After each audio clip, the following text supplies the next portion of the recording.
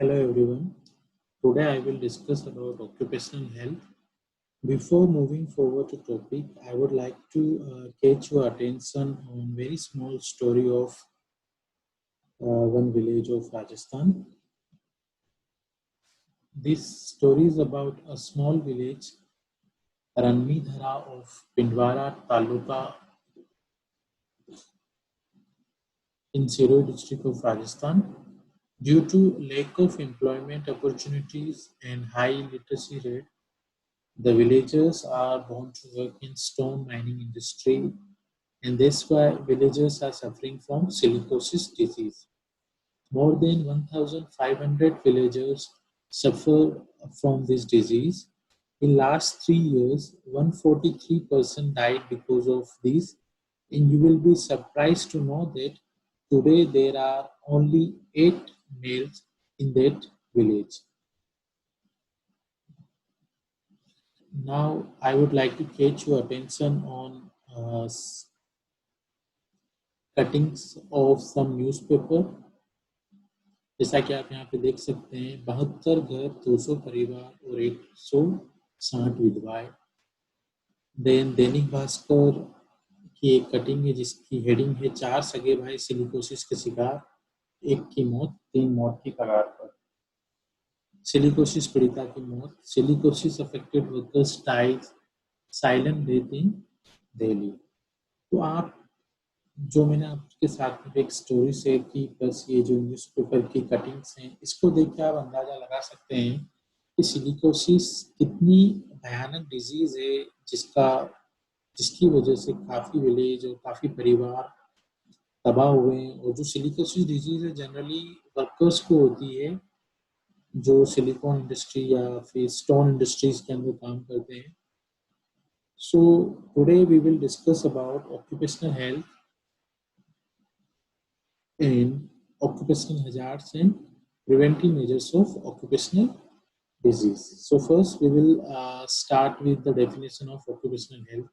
According to International Labour Organization and World Health Organization, occupational health should aim at the promotion and maintenance of the highest degree of physical, mental, social well-being of workers in all occupations. जैसा कि आप इस definition के अंदर देख सकते हैं, ये डेफिनेशन के अंदर जो सबसे इम्पोर्टेंट जो फोकस किया गया है वो ऑक्यूपेशनल हेल्थ, जो वर्कर्स हैं, जो जितनी भी ऑक्यूपेशन उस ऑक्यूपेशन के अंदर काम करने वाले वर्कर्स हैं, उनकी हेल्थ पे फोकस किया गया है। और at then the ultimate aim of this definition is for the promotion and maintenance of the highest degree of physical, mental, and social well-being of all workers in all occupation. So this was all about the definition of occupational health. Next, we will discuss about goals of occupational health services. The goals of occupational health services are, the first one is to protect employee from occupational hazards. तो ultimate जो M है occupational health services का वो क्या है कि यहाँ पे हमें जितने भी वर्कर्स हैं, जो चाहे जितनी भी इंडस्ट्रीज या जितने भी ऑक्यूपेशन के अंदर काम करते हैं, उन वर्कर्स को हमें प्रोटेक्ट करना है ऑक्यूपेशनल हजार से। Okay, the next goal is to protect the local environment. अब यहाँ पे लोकल एनवायरनमेंट से हमें वर्कर को भी प्रोटेक्ट करना है, बिकॉज ऑक्यूपेशनल हजार्ड्स होते हैं, वो ऑक्यूपेशनल हजार्ड्स का जो अकरेंस होता है वो डिपेंड करता है ऑक्यूपेशनल इन्वायरमेंट पे। और जो वर्कर्स की जो सराउंडिंग एक्सटर्नल इन्वायरमेंट होता है, जिसके जो एजेंट होते हैं, वो एजेंट रिस्पॉन्सिबल होता है फॉर ऑक्यूपेशनल हजार्ड्स। के एग्जांपल के लिए heat can cause heat cramps और हाइपोथर्मिया। ठीक है, तो यहाँ पे हीट क्या है? यहाँ पे हीट एक फिजिकल एजेंट है जो ऑक्यूपेशन इन्वायरमेंट में आता है। अगर हम वर्कर को प्रोटेक्ट करेंगे हीट से, ऑटोमेटिकली जो हीट से होने वाले जो ऑक्यूपेशनल हजार्ड्स हैं, उस हजार्ड से हम उस वर्कर को प्रोटेक्ट कर सकते हैं। That's why we have to protect the local environment. The next goal is to facilitate safe placement of employee according to their physical, mental, and emotional capacities. The third goal is we have to recruit workers And after the recruitment, we have to place the workers according to his physical, mental, and emotional capacity. Example के लिए, suppose if you are recruiting a worker for uploading and unloading of the heavy material, जैसे example के लिए cement bag हमें truck में चढ़ाने, उसे उतारने, अनलोड करना, उसके लिए हमें एक वर्कर चाहिए, ठीक है, इंडस्ट्री के अंदर। और उसके लिए हम एक वर्कर को हायर करते हैं और उसको उस काम के लिए, पर्टिकुलर टास्क के लिए हम उसको प्लेस करते हैं। लेकिन जो हमने वर्कर हायर किया है, सपोज उसका जो वेट है वो है 45 केजी, और यहाँ पे हमारा जो टास्क क्या है, 50 केजी सीमेंट के बैग है, उसको हमें लोड करना और अनलोड करना है। तो हमने यहाँ पे 45 केजी बॉडी वेट वाले पर्सन को उस टास्क के लिए हम उसको प्लेस करते हैं, तो क्या होगा, उसका जो बॉडी वेट है वो जो सीमेंट बैग है उससे भी काफी कम है।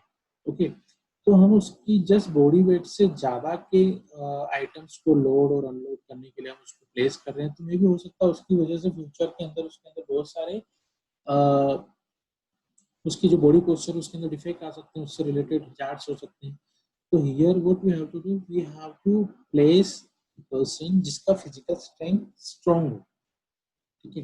तो ऐसे इंडिविजुअल को हमें उस पर्टिकुलर टास्क के लिए प्लेस करना है। अगर हम जो वीक फिजिकल बिल्डिंग वाले इंडिविजुअल को अगर हम वहाँ लगाएंगे, तो उसके बाद में उसके फ्यूचर के अंदर उसकी बॉडी पोस्चर से रिलेटेड बहुत सारे प्रॉब्लम क्रिएट होंगे। ओके, तो यहाँ पे कुल मिला के जो कहने की इंपॉर्टेंट पॉइंट है, जो हमें ध्यान रखना है वो क्या है, we have to facilitate the safe placement of employees according to their physical, mental, and emotional capacity. And the last goal is to assure adequate medical care and rehabilitation of occupationally ill and injured.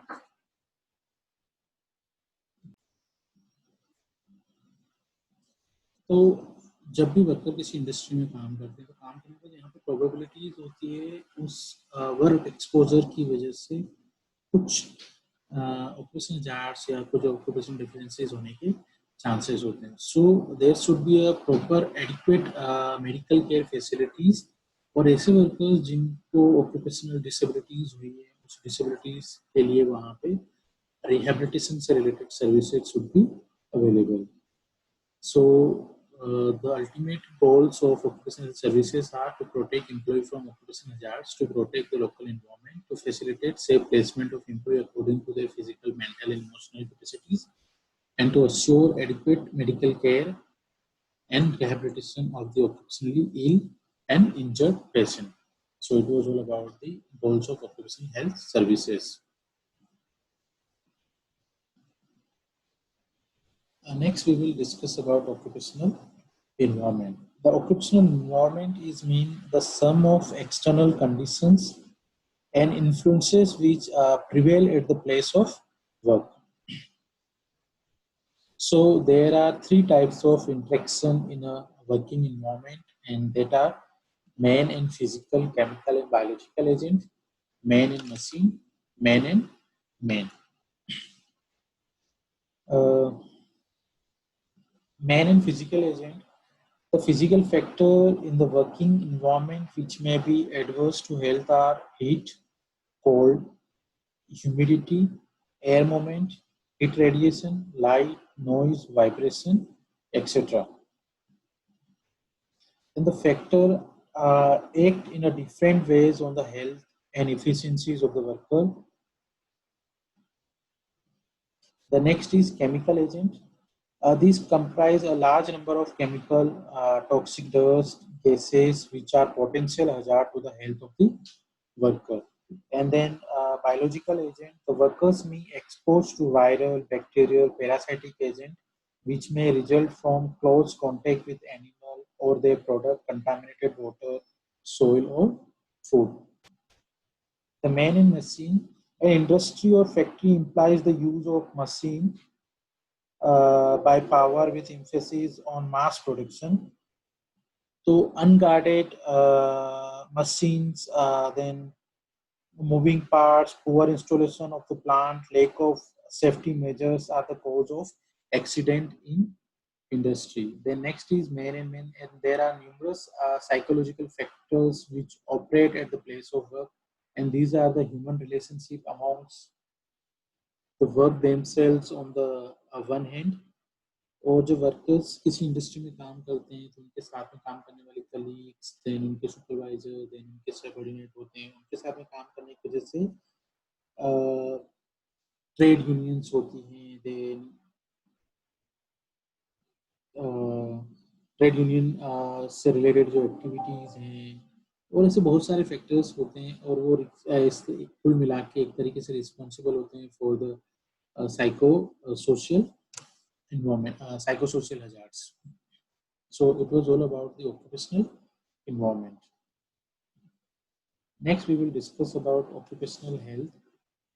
Industrial worker may be exposed to 5 types of occupational hazards depending on their occupation, and that are physical hazards, chemical hazards, biological hazards, mechanical hazards, and psychosocial hazards. और ये जो occupational hazards होते हैं ये कुल मिला के depend करता है उस पर्टिकुलर वर्कर्स के ऑक्यूपेशनल एनवायरनमेंट पे, जिस एजेंट के साथ में उनका एक्सपोजर ज़्यादा होता है उस एजेंट से अगर वो सेफ्टी मेजर्स को अच्छे से यूज़ नहीं करते हैं, अगर सेफ यूज़ नहीं करते हैं, देन कुछ इंडस्ट्रियल प्रॉब्लम्स होती हैं, जैसे कुछ रीजन्स है जिसकी वजह से जब वर्कर्स का उस ऑक्यूपेशनल एनवायरनमेंट के साथ एक्सपोजर होता है, तो एक्सपोजर होने के बाद में after some time it can lead to occupational hazards. So first we will discuss about the physical hazards. Definition of occupational hazards. Occupational disease are adverse health condition in the human being. The occurrence and the severity of which is related to the exposure to factors on the job or in the work environment. तो सबसे पहले हम देखेंगे disease क्या होती है. Disease क्या है यहाँ पे? एडवर्स कंडीशन या फिर impairment of the daily routine activities of workers. जो नॉर्मल हेल्थ है उस नॉर्मल हेल्थ से अगर किसी इंडिविजुअल की हेल्थ डिपार्चर होती है, मतलब वहां से हटके थोड़ा सा उसमें इम्पेयरमेंट आता है, या फिर उस वर्कर्स की डेली रूटीन एक्टिविटीज के अंदर जो डिफिशियंसीज आती हैं, तो उसे हम डिजीज बोलते हैं. और वो डिजीज के लिए जो कॉज है वो सिर्फ और सिर्फ उसका वर्क है, और उससे वर्क से रिलेटेड जो एसोसिएटेड फैक्टर्स हैं उनकी वजह से अगर उसके अंदर वो डिसेबिलिटी या फिर वो एडवर्स कंडीशंस अराइज होती है, तो ऐसी कंडीशन को यहाँ पे ऑक्यूपेशनल डिजीज बोला जाता है. So there are mainly 5 types of occupational hazards: physical hazards, chemical hazards, biological hazards, then mechanical hazards, and psychosocial hazards. First, we will discuss about physical hazards.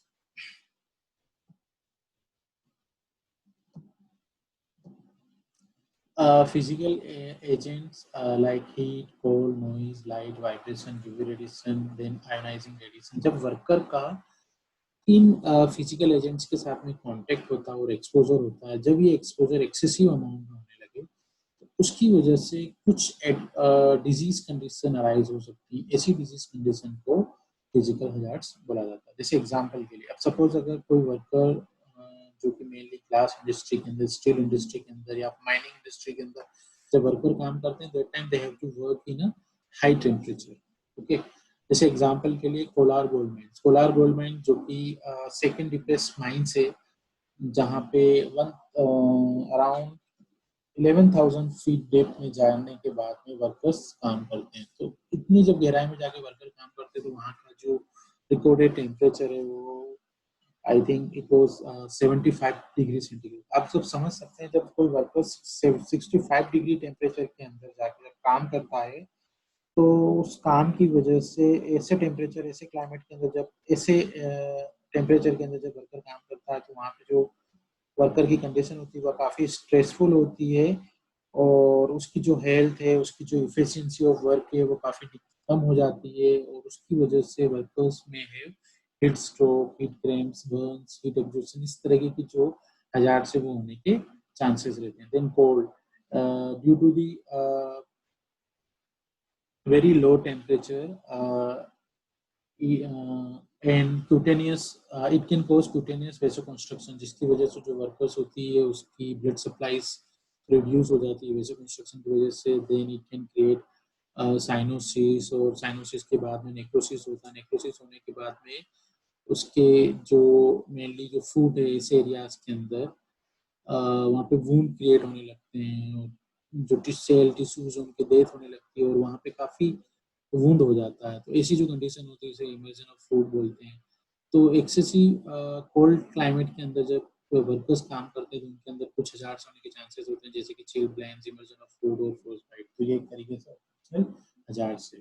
Then noise, noise is the health hazard in many industries. The effect of noise are mainly two types: auditory effect and then non-auditory effect. Auditory effect में hearing loss हो सकता है, non-auditory effects के अंदर which consist of nervousness, fatigue, then interference with communication by speech. इस तरीके के कुछ problems create होती है due to the noise agent के कारण. Then next is the light. Excessive glare light के अंदर जब वर्कर्स काम करते हैं तो उनके अंदर कुछ problems, headache, eye pain, eye fatigue जैसी प्रॉब्लम्स होती है। देन वाइब्रेशन, वाइब्रेशन के अंदर mainly due to the vibration, आप समझ सकते हैं वाइब्रेशन अगर कुछ सेकंड के लिए या कुछ मिनट के लिए वाइब्रेशन अगर होते हैं तो we feel good, but you can imagine कि जो वर्कर है उसका डेली 8 to 12 आवर्स की ड्यूटी टाइमिंग्स होती हैं, तो वो वर्क उसका कंटिन्यूसली है, वो महीनों तक, सालों तक उस काम को करता है। तो जब आप समझ सकते हैं जब लॉन्ग ड्यूरेशन तक अगर किसी वर्कर्स का एक्सपोजर वाइब्रेशन के साथ में होता है, तो after some time it can create the occupational hazards like white finger and tennis elbow. Then radiation, the occupational exposure with ultraviolet radiation occurs mainly in arc welding. जो worker जो arc welding में काम करते हैं और उनकी वजह से उनको कंजक्टिवाइटिस, देन वेल्डर फ्लेस नाम की कुछ डिजीज होती है जो होने के चांसेस रहते हैं। देन आयोनाइजिंग रेडिएशन मेनली जो कि हॉस्पिटल के अंदर ऐसे वर्कर जिनका रेडियोलॉजी डिपार्टमेंट के अंदर उनका एक्सपोजर होता है रेडिएशन से, तो they may be having chances of cancer, leukemia, genetic changes etcetera. So it was all about the physical hazards. The next one is chemical hazards. There are hardly any industries which does not make use of chemical, and the chemical hazards are on the increase with the introduction of newer and complex chemical. Chemical agent act in a three-way: local action, inhalation, ingestion. ठीक है। तो local action जब किसी worker का directly contact होता है chemicals के साथ में और उस एक तरीके से अगर सेफ्टी मेजर्स का अच्छे से यूज नहीं करते हैं तो it can lead to occupational dermatitis. Inhalation, inhalation में मेनली डस्ट और सम केसेस, ठीक है। क्या होता है कि जो डस्ट होती है जनरली, जो डस्ट की साइज होती है 0.1 to 150 माइक्रोन्स, और ऐसी डस्ट जिसकी size less than 5 micron, more than 5 micron dust तो सेटल डाउन हो जाती है, बट लेस देन 5 माइक्रोन जो डस्ट होती है माइनिंग, मेनली माइनिंग इंडस्ट्री के अंदर, तो डस्ट और माइनिंग और कंस्ट्रक्शन इंडस्ट्री के अंदर, तो डस्ट का क्या होता है, जो डस्ट लेस देन 5 माइक्रोन है वो एयर एटमोस्फेयर में ही रहती है, और वर्कर जब उस एटमोस्फेयर के अंदर काम करता है तो ड्यूरिंग द इनहेलेशन वो डस्ट उसकी बॉडी में जाती है and it can cause pneumocosis. Mainly there are mainly two types of dust, organic और inorganic dust. तो यहाँ पे कुछ डिजीज हैं जो कि ड्यू टू द डस्ट होती है, जिनमें जैसे सिलिकॉन डस्ट से सिलिकोसिस डिजीज होती है, कोल डस्ट है, देन आपका माइका है, ग्रेन डस्ट है, ओके। तो इन डस्ट से जो होने वाली डिजीज हैं, इनसे निकल जनरेट होने वाली जो डस्ट है, it can cause the problems like pneumoconiosis. Then the next action is through ingestion.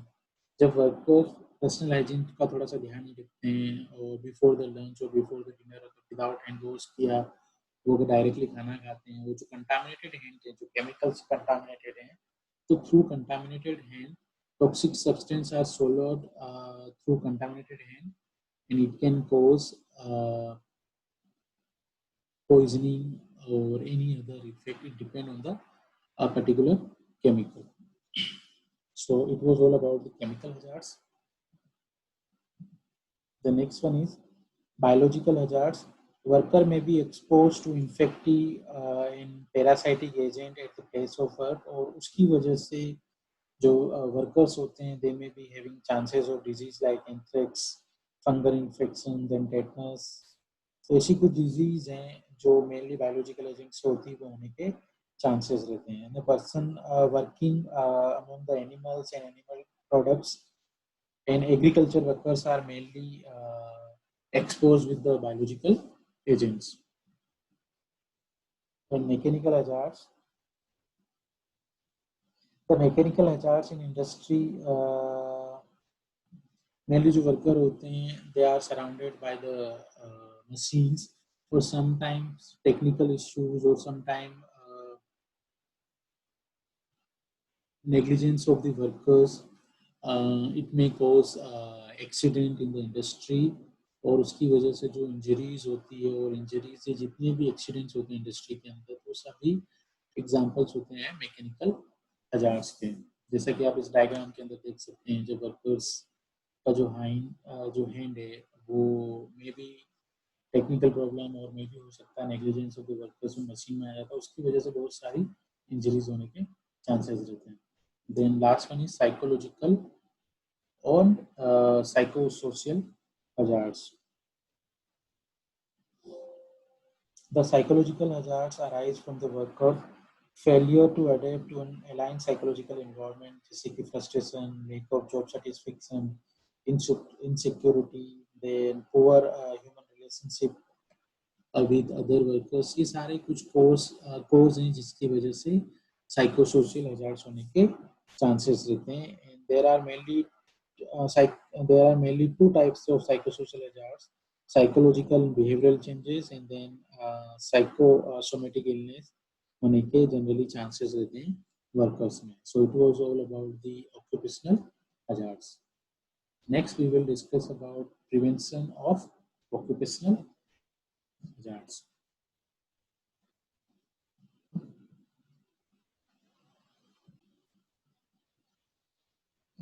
There are various measures for the prevention of occupational disease may be grouped in mainly three headings. First one is medical measures, then second one is engineering measures, and third one is legislative measures. अब हम देखेंगे कि medical measures में से कौन कौन से preventive measures हैं जिनकी हेल्प से we can prevent the occupational hazards among workers.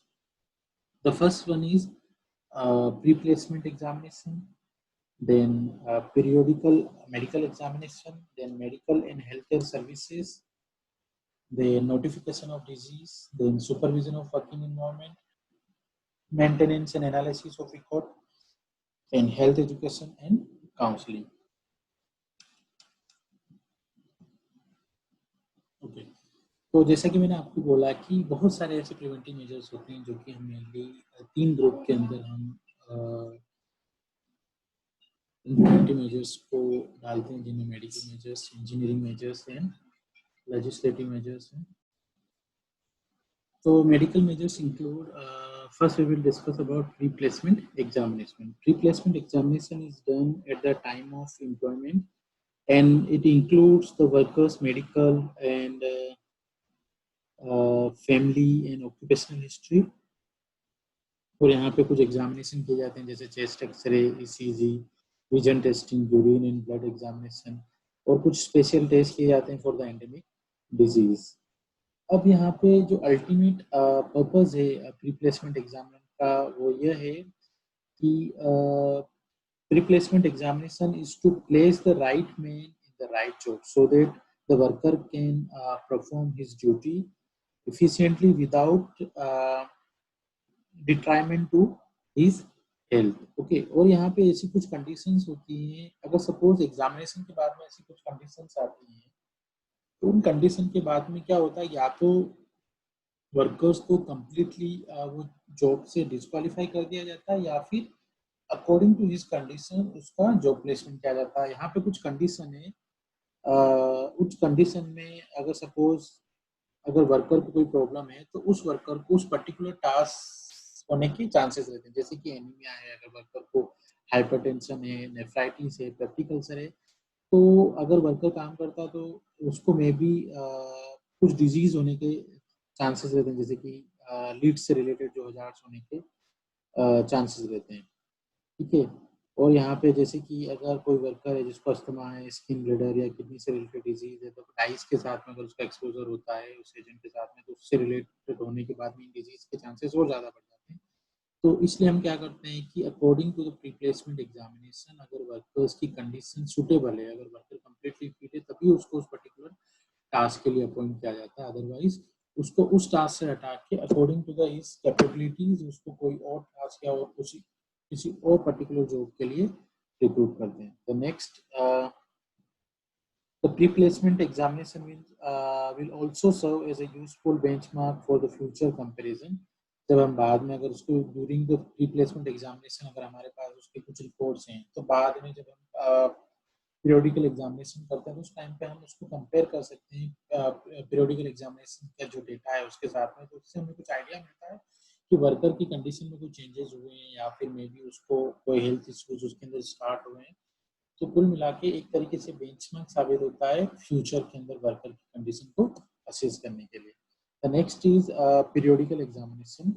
Many disease of occupational origins require months or even year for their development. तो यहाँ पे पीरियोडिकल एग्जामिनेशन में क्या होता है, जनरली जो पीरियोडिकल एग्जामिनेशन होता है वो once in a month once in a year होता है, बट कुछ कंडीशन ऐसी होती है, अगर वक्त डिपेंड करता है उसके एक्सपोजर के साथ में वर्कर के। जैसे कि अगर वर्कर का एक्सपोजर लीड या टॉक्सिक डाइज के साथ में रेडियम के साइन है, तो उस कंडीशन में वर्कर का हम मंथली बेसिस पे पीरियोडिकल एग्जामिनेशन करते हैं।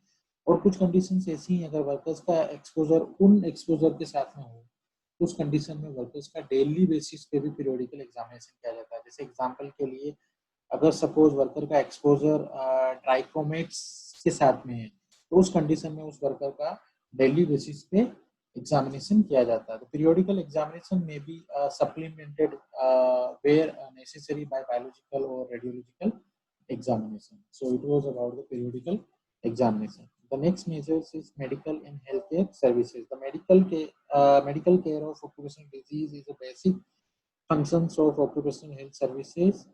In India, according to the Employment State Insurance Scheme, provide medical care to the workers, और उसके साथ साथ उसकी जो फैमिली है उसको भी medical health care services provide की जाती है according to the ESI Act. The next is notification of disease. Notification of disease according to the Indian Factory Act 1970 Act और Mines Act 1952, कुछ ऐसी डिजीज हैं जिनको लिस्ट डाउन किया है इंडियन फैक्ट्री ऑक्यूपेशनल डिजीज के अंदर। तो अगर सपोज वर्कर को वो डिजीज होती है, और मेनली ये नोटिफिकेशन ऑफ डिजीज, इसका जो पर्पस है वो ये है कि to initiate the measures for the prevention and the protection in ensuring their effective application. तो मेनली इस चीज के लिए यहाँ पे नोटिफिकेशन ऑफ डिजीज काफी इंपॉर्टेंट है। The next, supervision of working environment. यहाँ पे क्या होता है कि जो मेडिकल ऑफिसर्स होते हैं, वो मेडिकल ऑफिसर्स जो वर्कर्स होता है उसका जो वर्किंग इन्वायरमेंट है उसको सुपरवाइज करते हैं। तो सुपरवाइज करने के बाद अगर उस वर्किंग इन्वायरमेंट के अंदर रिस्क है ऑक्यूपेशनल हजार्ड्स होने की, तो जो इंस्पेक्टर्स होते हैं वो अपनी रिपोर्ट देते हैं ताकि प्रिवेंटिव एक्शंस यूज किए जाएं for the prevention of the particular disease. Then maintenance of an analysis of record, जैसे कि मैंने आपको स्टार्टिंग में बताया, पीरियोडिकल और जो रिप्लेसमेंट एग्जामिनेशन है उस रिपोर्ट को टाइम टू टाइम एनालिसिस किया जाता है। जैसे एग्जांपल के लिए, हमने प्लेसमेंट से पहले का हमारा एक्सरे रिपोर्ट है और हम 6 मंथ के बाद में हमारा पीरियोडिकल एग्जामिनेशन के टाइम की जो हमारा एक्सरे, इन दोनों को अगर हम कंपेयर करते हैं तो प्री प्लेसमेंट का नॉर्मल और आफ्टर 6 मंथ अगर एक्सरे के अंदर कुछ चेंजेस आते हैं रिपोर्ट के अंदर, तो उसका मतलब कहीं ना कहीं उस वर्कर को के अंदर एडवर्स इफेक्ट हैं वो डेवलप हो रहे हैं। तो उस कंडीशन में क्या हो सकता है, इन एडवांस में ही हम यहाँ पे प्रिवेंटिव एस्पेक्ट को मेडिकल सर्विसेज प्रोवाइड कर देंगे। हो सकता है फ्यूचर में जो जनरेट डेवलप होने वाली जो डिजीज है उसको हम स्टार्टिंग में ही प्रिवेंट कर लें और कंट्रोल कर लें। Then next is maintenance and analysis of report, जो कि मैंने अभी आपके साथ डिस्कस किया। And the last important preventive measures under the medical measures is health education and counseling. We have to provide health education and counseling to the workers ताकि वो जितने भी प्रिवेंटिव मेजर्स हैं जिसका यूज कर सकें, हमें उनको सारे प्रिवेंटिव एस्पेक्ट बताने, कैसे किसी पर्टिकुलर डिजीज से उनको अपने आप को बचाना है। तो ये सारी चीज़ों का हम हेल्थ एजुकेशन देके, काउंसलिंग देके वर्कर्स को हम वर्कर्स को फ्यूचर में जनरेट होने वाले जो ऑक्यूपेशनल हजार्ड्स हैं उससे हम बचा सकते हैं. The next is engineering measures. Under the engineering measures, there are some measures with the help of that measures we can prevent the workers from the occupational hazards. जैसे कि एग्जांपल के लिए designing of building, good housekeeping, then general ventilation, mechanization, substitution, dust, enclosure, isolation, protective use of protective devices, environmental monitoring, statistical monitoring and research. जैसे कि housekeeping के अंदर the measures for the prevention of occupational disease would commence in the blueprint stage. The type of floor, walls, height, ceiling, roof, doors, windows, cubic space uh, are all matters which should receive attention in the original plan of the building, which is put up by the industrial architect.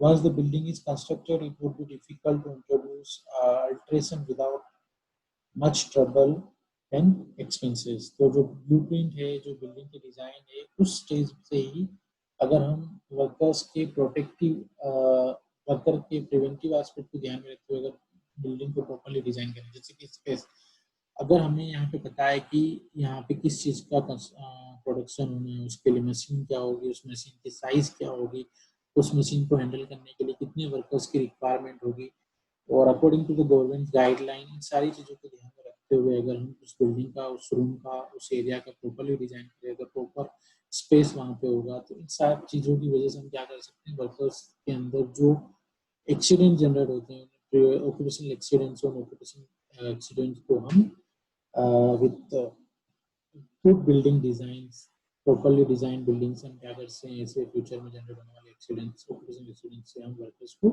बचा सकते हैं. Then housekeeping with the help of proper housekeeping in cleanliness, ventilation, lighting, then proper food arrangement, general maintenance, इन सभी चीज़ों से भी हम workers को occupational hazard से प्रोटेक्ट कर सकते हैं. Then general ventilation. There should be a good general ventilation in factory. It has been recommended that every room of factory the ventilating opening shall be provided in proportion of 5 square feet for each worker employed in such room. तो उससे क्या होगा कि जो workers के हिसाब से अगर प्रॉपर वेंटिलेशन होगा तो हम वर्कर्स में जनरली जो हीट है, देन इस तरीके के जो फिजिकल एजेंट्स उनसे होने वाले जो ऑक्यूपेशनल हजार्ड्स हैं, ऑक्यूपेशनल हजार्ड्स हैं, वर्कर्स को प्रोटेक्ट कर सकते हैं. Mechanisation. The plant should be mechanized to the fewest possible event to reduce the hazard of contact with harmful substance. जैसे कि एग्जांपल के लिए अगर वर्कर्स किसी भी केमिकल्स को एक प्लेस से दूसरे प्लेस में ले जाने के लिए वर्कर्स अगर मैन्युअली उस केमिकल्स को कैरी करके ले जाते हैं तो वर्कर्स का वहाँ पे एक्सपोजर बढ़ जाता है. अगर सपोज वही चीज़ मैकेनाइजेशन थ्रू पाइप्स होते हुए डायरेक्टली चली जाए तो हो सकता है उस वजह से जो वर्कर्स है उसका एक्सपोजर है वो एक्सपोजर कम हो जाएगा, और एक्सपोजर कम होने से उससे होने वाले जो हजार्ड्स हम वर्कर्स को बचा सकते हैं. सब्स्टिट्यूशन. जो हार्मफुल सब्सटेंस है उस सब्सटेंस को हम लेस हार्मफुल सब्सटेंस के साथ में रिप्लेस कर दें, तो इस तरीके से भी हम वर्कर्स को ऑक्यूपेशनल हजार्ड से बचा सकते हैं. Then enclosure system. ठीक है, तो जो इंडस्ट्री के अंदर जब डस्ट जनरेट होती है तो वो डस्ट इंक्लोजर सिस्टम होगा, तो डस्ट इंक्लोजर सिस्टम के थ्रू डायरेक्टली इंडस्ट्री के बाहर एग्जिट होता है. इस तरीके से इनसाइड द इंडस्ट्री जो डस्ट जनरेट हो रही है उस डस्ट से हम वर्कर्स को with the help of enclosure we can prevent the workers from the occupational hazards. Isolation. Sometimes it may be necessary to isolate the offensive process in a separate building so that worker not directly connected with the operation, and we can save the workers from the exposure with the help of isolation. Then use of protective devices. जैसे कि example के लिए mask, goggles, then helmet, इन protective devices का use करते रहिए. Ear plugs, जो noise से related जो ऑक्यूपेशनल हजार्ड्स हैं, अगर वर्कर्स वहाँ पे ईयर प्लग यूज करते हैं तो नॉइज से रिलेटेड जो ऑक्यूपेशनल हजार्ड्स है उससे वो अपने आप को बचा सकते हैं. देन हेलमेट हो गए, गॉगल्स हो गए, देन रबर ग्लव्स हो गए, जिन केमिकल हजार्ड से we can prevent workers from the occupational hazards. So इस तरीके से there are many engineering measures. With the help of that, we can prevent the occupational hazards. The next is legislative measures. In legislative measures, there are mainly two acts. With the help of the two acts, the Indian Factory Act 1948 and then Employees State Insurance Act 1948.